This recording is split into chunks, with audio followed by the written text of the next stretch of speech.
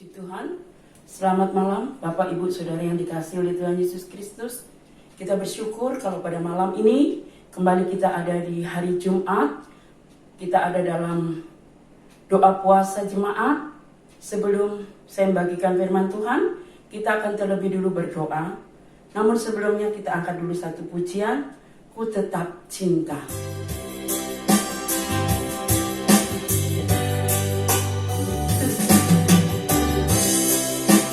Tetap cinta, ku tetap cinta, walau badai datang menerpa, ku tetap cinta, ku tetap setia. Tetap setia, walau taufan datang menerpa, ku tetap setia. Terlalu banyak yang Tuhan telah beri, takkan mungkin ku balas dari semua yang ku miliki. Ku persembahkan seluruh hidupku, dan ku tetap cinta, biar ku tetap setia untuk selamanya.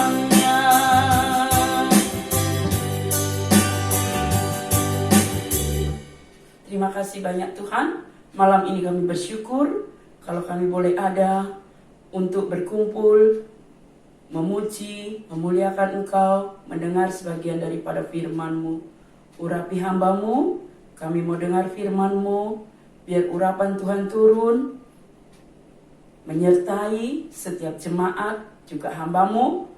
Kami semua diberkati lewat firman-Mu.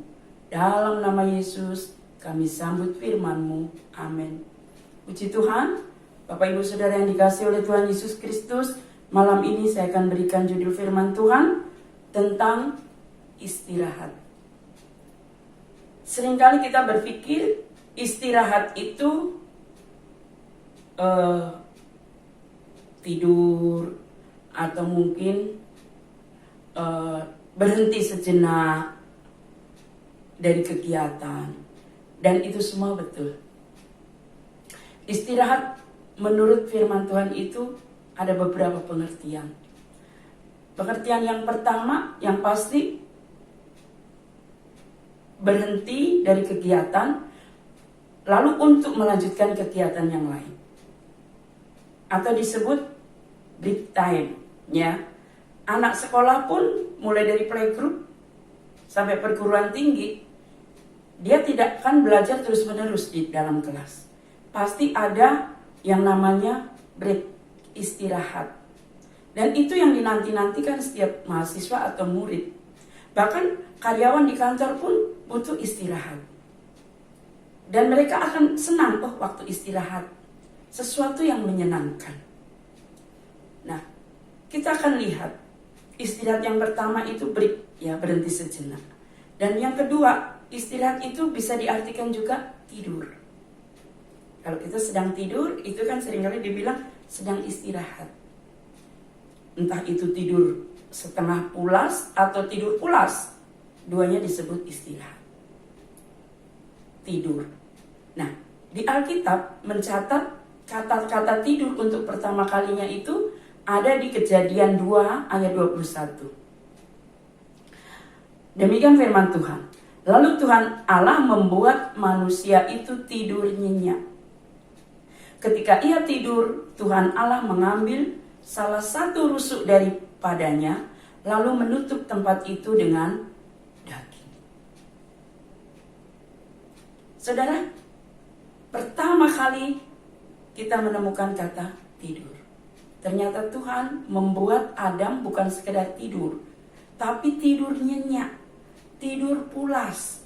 Tentu kita pernah ya ngalamin tidur nyenyak, tidur pulas. Sehingga tidak mendengar ketika pintu terbuka dan sebagainya. Nah, kalau kita pikir untuk membuat orang tidur pulas itu tidak mudah. Apalagi Adam itu dibuat tidur karena mau dioperasi kalau sekarang.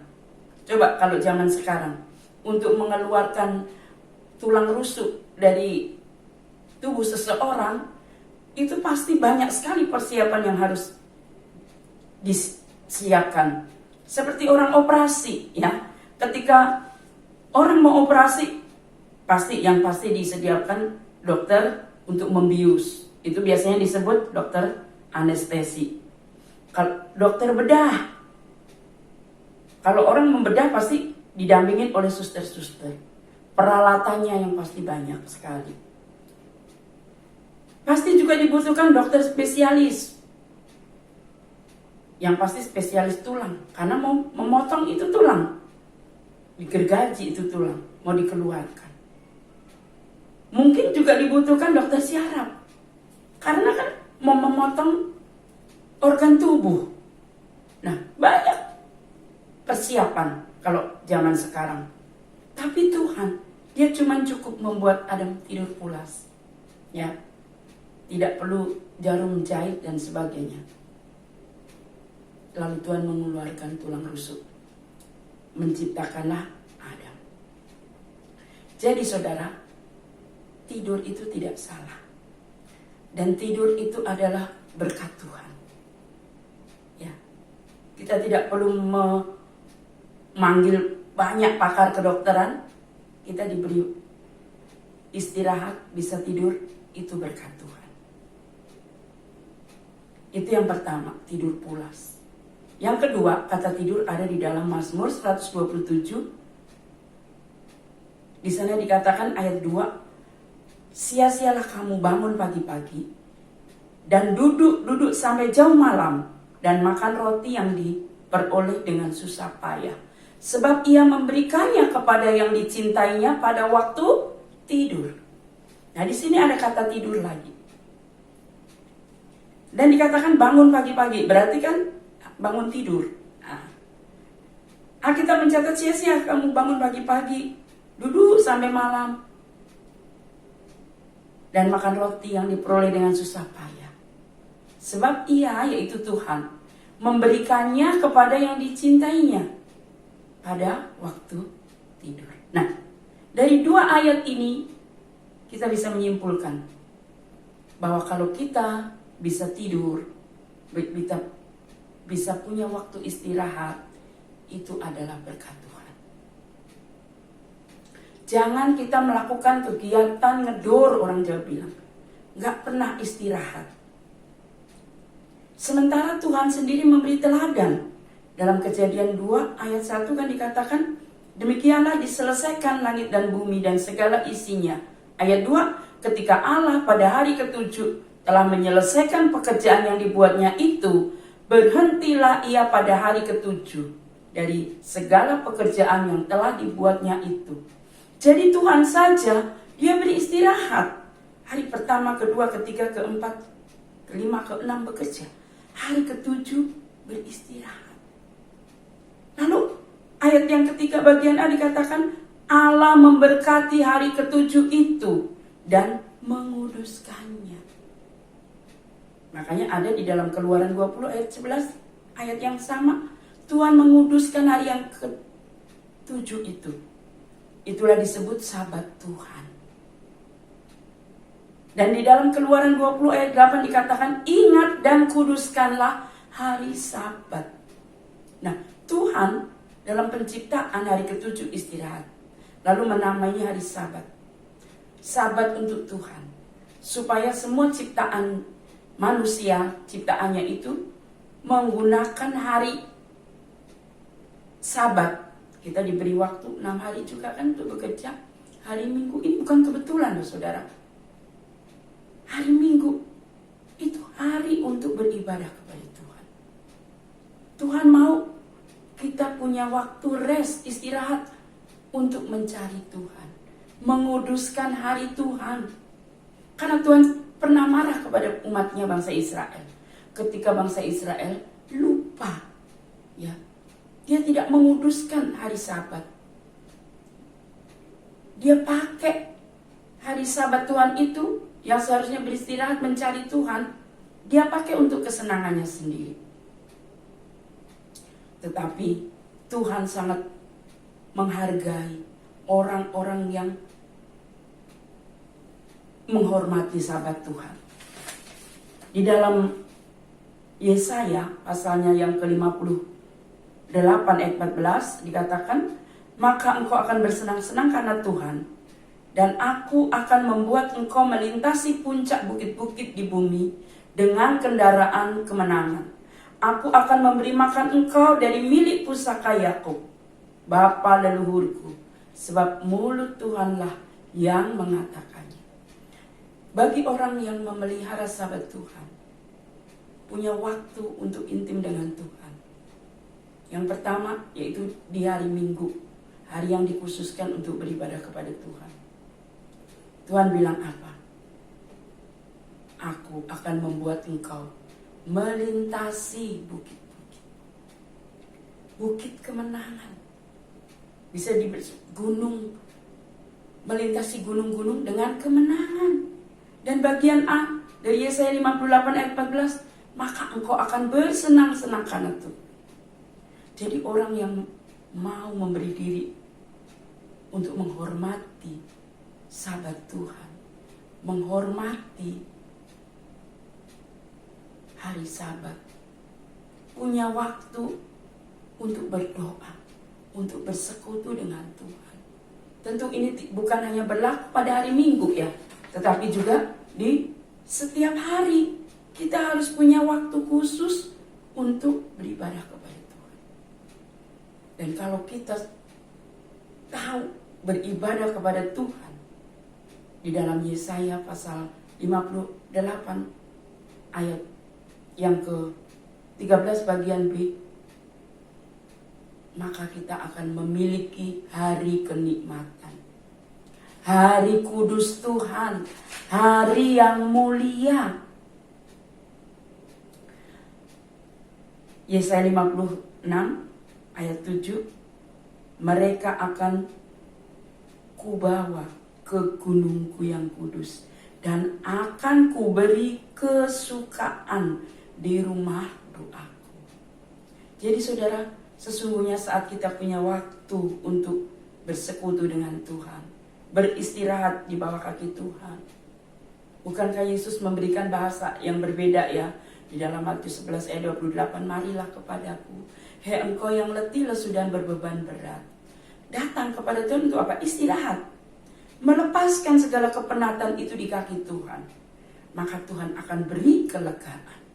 Nah, kalau kita tahu menguduskan hari Sabat, kita tahu memiliki jam doa. Setiap hari jangan kita hanya mengurusi urusan kita sendiri. Kita lupa memberi waktu untuk Tuhan. Kalau kita mau memberi diri, selalu membagi waktu, ada waktu yang kita khususkan untuk Tuhan berdoa. Seperti hari ini pun, kita mengkhususkan hari Jumat ini untuk berdoa. Kalau ada yang menyangkal diri ya, doa puasa, maka Tuhan akan senang saudara. Bukan hanya Tuhan yang senang, kita pun akan bersenang-senang karena Tuhan.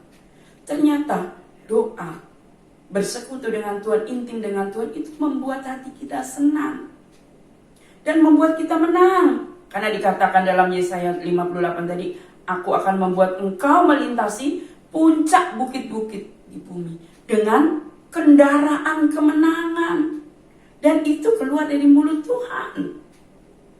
Dari ayat 14 bagian akhir.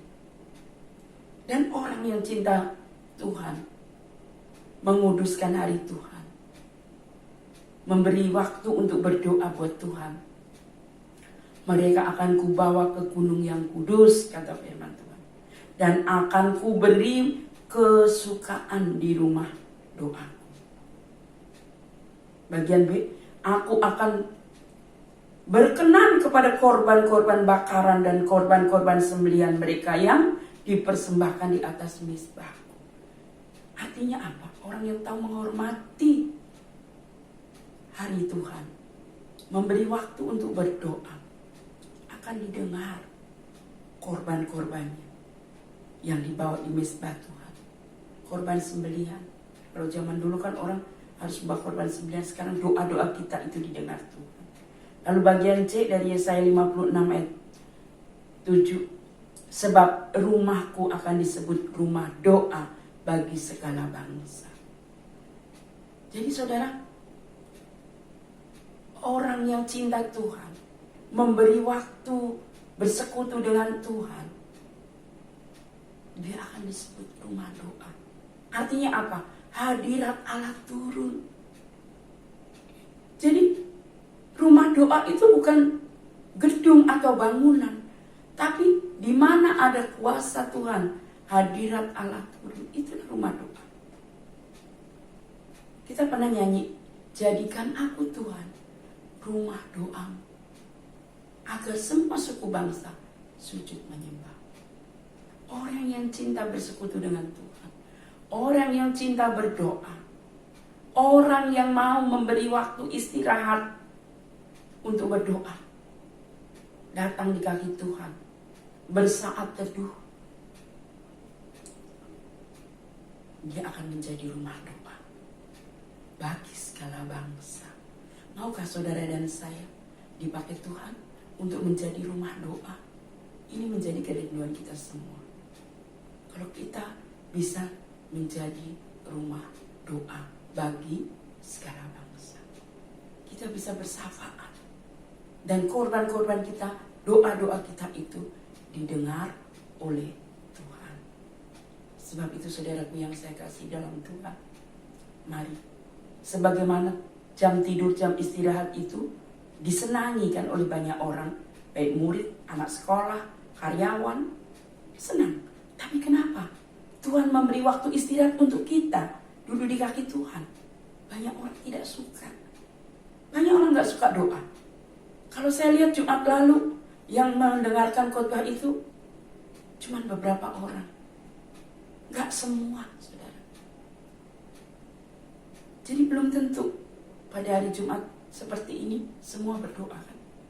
Tapi lewat firman Allah malam ini, saat saudara berdoa itu sesungguhnya Tuhan beri kesenangan, Tuhan beri sukacita, Tuhan beri kemuliaan. Tuhan buat saudara melintasi bukit-bukit dengan kendaraan kemenangan. Tanpa doa, saudara gak mungkin bisa melintasi bukit-bukit, gunung-gunung. Entah itu masalah persoalan dengan kendaraan kemenangan. Karena doa itulah kendaraan kemenangan kita. Mari kita mau cinta, duduk di kaki Tuhan, berdoa bersaat teduh. Mungkin ketika saudara berdoa, kalau sekarang gak bareng-bareng ya, sulit. Bagaimana cara saya berdoa? Saudara cukup ambil tempat yang nyaman. Kalau saudara sendiri, kalau ada beberapa orang, satu keluarga masih bagus. Lalu saudara fokus menyembah Tuhan, memuji Tuhan. Katakan terima kasih Tuhan, haleluya. Maka Tuhan hadir. Tuhan mendengar doa kita. Dan saudara boleh menjadi rumah doa.